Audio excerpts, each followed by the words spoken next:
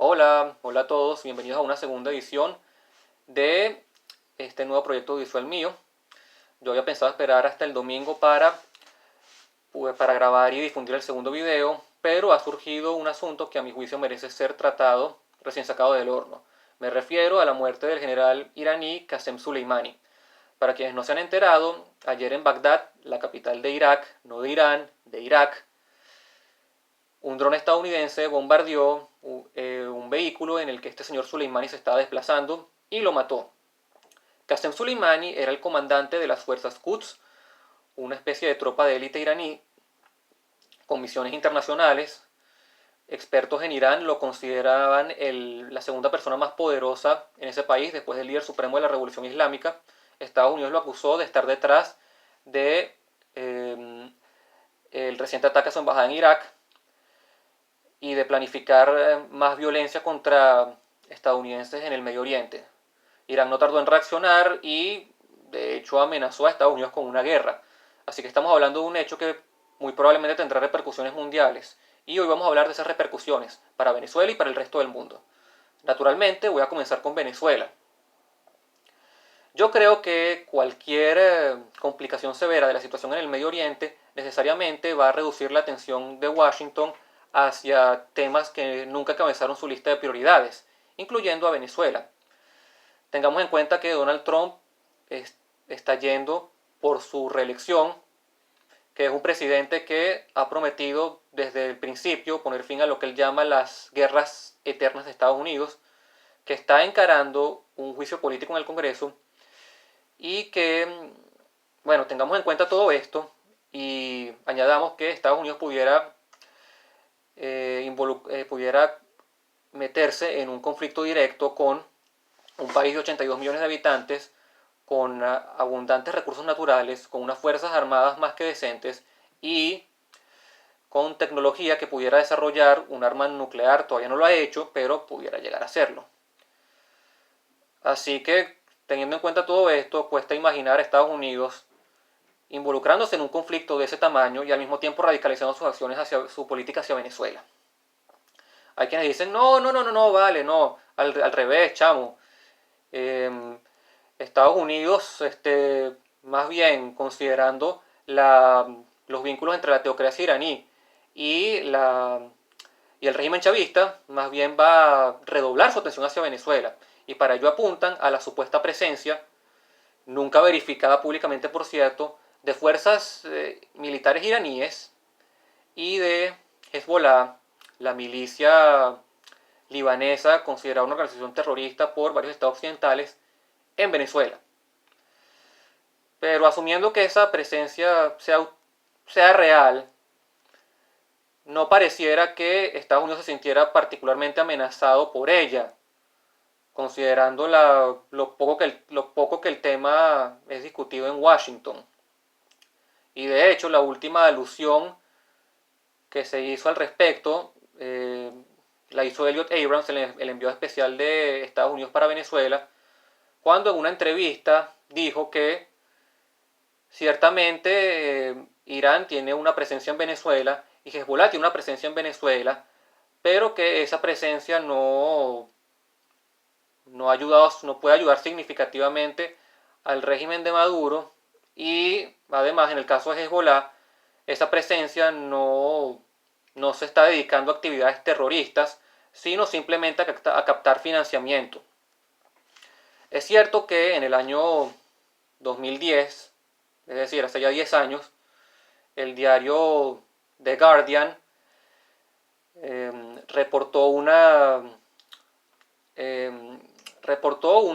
documento del Pentágono enviado al Congreso de Estados Unidos refiriéndose a la presencia de las fuerzas Quds, el componente militar iraní que el general Soleimani comandaba en Venezuela. Pero, repito, eso fue hace ya 10 años. En ese entonces no se dieron más detalles al respecto y más nunca, que yo sepa, el tema volvió a ser tratado. Y también es cierto que varios medios como la revista Foreign Policy han reportado actividades de Hezbollah en Venezuela. Lo hizo en 2007, Foreign Policy, lo hizo en 2007, lo hizo de nuevo en el año pasado, haciendo alusión a actividades como lavado de dinero y narcotráfico en Venezuela, de nuevo sin mostrar pruebas de eso, pero asumiendo que sea cierto. Eso lo pudiéramos englobar en el financiamiento al que Abrams se refiere. Otras personas han dicho que Estados Unidos pudiera redoblar su interés en Venezuela a raíz de lo que está pasando con Irán, porque va a necesitar petróleo, va a necesitar un suministro mayor de petróleo para sus actividades militares contra Irán. Sin embargo, yo no diría que el petróleo venezolano es tan importante geopolíticamente para Estados Unidos, porque si fuera así, Trump en primer lugar no hubiera emitido las sanciones contra PDVSA que emitió. Así que, sinceramente, yo no creo que el conflicto con Irán vaya a significar mayor atención de Estados Unidos hacia Venezuela, al contrario. Ahora bien, ¿qué pudiera pasar en el resto del mundo? Bueno, lo más probable es que Irán responda con utilizando su red de milicias títeres regadas por el Medio Oriente, como Hezbollah en Líbano, como los Houthis en Yemen, para llevar a cabo ataques de guerra asimétrica contra Estados Unidos y sus aliados en el Medio Oriente, como Israel y Arabia Saudita. No me refiero a ataques a Estados Unidos en su propio territorio, me refiero por ejemplo a bases militares estadounidenses en el Medio Oriente. Naturalmente, si eso ocurre, Estados Unidos tendrá que responder de alguna manera. Si la cosa llega a lo peor, pudiera haber un enfrentamiento directo entre tropas estadounidenses e iraníes, quizá en Irak, no en Irán, sino en Irak, su vecino, donde Estados Unidos ya tiene tropas y donde Irán ya tiene una presencia, con todo lo que eso puede significar para los civiles iraquíes, que lamentablemente pudieran llevarse la peor parte de todo eso. Y bueno, ¿qué pudiera significar para Estados Unidos, para la política estadounidense? Bueno, lo cierto es que de cara a su reelección, Donald Trump necesita mostrar alguna victoria en política exterior, mientras que Corea del Norte se ha mantenido desafiante con su programa nuclear y sigue faltando un acuerdo comercial definitivo con China. Bueno, Trump pudiera usar un conflicto en Irán como una victoria para su campaña. Claro, eso dependerá de cómo maneje la forma en que Irán va a reaccionar a lo que acaba de hacer.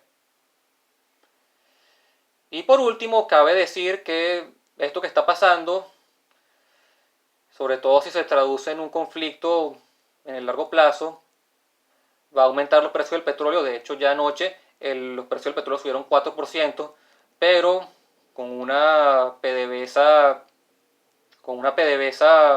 en un estado calamitoso por corrupción y por ineficiencia. Es una PDVSA que, según los reportes de la OPEP, no está produciendo ni siquiera 1 millón de barriles diarios, cosa que no pasaba desde mediados del siglo pasado. Ese aumento del petróleo, en los precios del petróleo, a duras penas se puede esperar que se traduzca en una mejora para la economía venezolana. Bien, vamos a dejarlo hasta aquí. De nuevo, ha sido un honor compartir con ustedes la discusión de temas políticos. Nos vemos en un próximo video.